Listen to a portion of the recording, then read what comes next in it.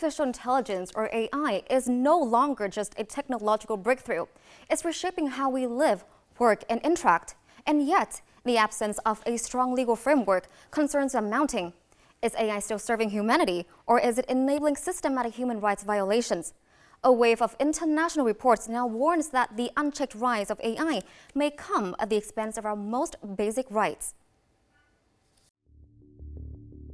Privacy violations have emerged as one of the top threats in the International AI Safety Report released in January 2025. Analysis revealed that many AI systems are trained on publicly available data that includes personal information, often without individual consent. When users share data for personalized responses, it may be exposed to leaks or unauthorized access. Even anonymous or deleted data can be reverse engineered to expose identities. UNESCO echoes these concerns in its guidance on AI and ICTs. It warned that AI-powered mass surveillance tools, including satellite imagery, video surveillance, and facial recognition software, are eroding privacy rights on a large scale. Such systems pose particular risks to vulnerable communities and to individuals who expose corruption or abuse of power. Beyond privacy, AI is also exacerbating existing forms of discrimination. According to UNESCO, social and political biases are being systemized in machine learning algorithms in many ways.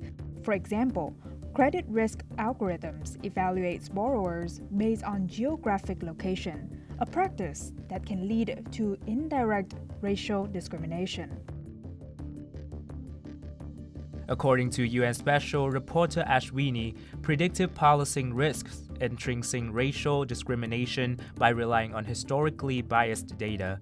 Over-policed communities are repeatedly flagged as high risk, resulting in continued deployments and reinforcing cycles of biased surveillance. European Parliament report on AI and human rights finds out AI-driven content moderation shapes public discourse by filtering available information, thus undermining the right to access information. By exploiting personal data and behavioral patterns, AI enables targeted propaganda that distorts perception and undermines trust in media and institutions. So having outlined the broader risks AI poses to human rights globally, let's now take a closer look at where these violations are happening and who it's most impacting right now. Connecting with us online today to shed light on this matter is Mr. Jonathan Baker, UNESCO's country representative in Vietnam. Good morning, Mr. Baker, and thank you so much for being here with us today. So, Mr. Baker, we know that AI can pose threats to human rights. For example, it can amplify your biases or it can invade your privacy. And so, given those risks, my first question to you is, which groups do you think are going to be the most vulnerable to such AI-driven violations? So research has shown that some of the most vulnerable groups to AI and AI related to human rights violations are racial and ethnic minority, women, people with disabilities, and non-native language speakers. For example, there are people with disabilities that often experience errors in speech and facial recognition systems and misinterpretation of their communication abilities, leading to biased automated recruitment processes, unfair hiring rejections, for example, and exclusion as well from essential services. AI job interview tools have flagged speech from people with disabilities and accents as negative, resulting in qualified candidates being denied unfairly job opportunities. And these harms are not random, but they in fact reflect systemic biases embedded in AI systems, which reinforce discrimination and inequality in critical areas, such as law enforcement, for example, welfare, employment, and public services. Artificial intelligence is really reshaping how we work, how we communicate, and how we live. So if it's left completely unregulated, it can amplify social biases, it can fuel discrimination and exclusion, it can threaten human rights and human dignity, and exacerbate existing inequalities and environmental harms. Thank you, Mr. Baker, for your answer. And I have a follow-up question.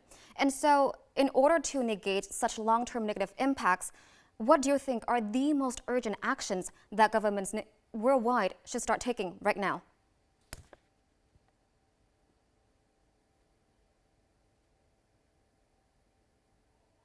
Mr. Becker. So I think the key aspect of this is for governments and international organizations to act now.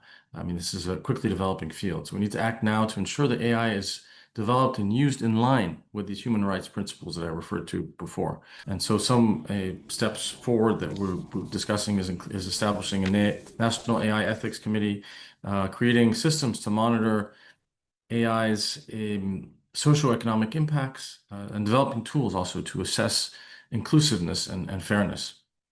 And it's also important, to work closely with businesses, and businesses also have to be encouraged to adopt ethical AI through incentives and also through stronger public accountability.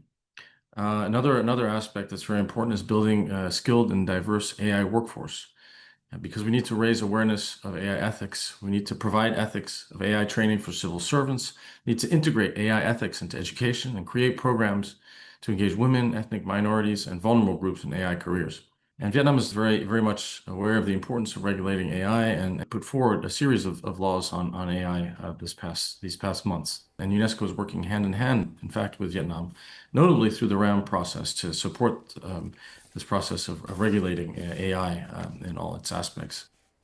Thank you so much, Mr. Becker, for sharing with us your insights.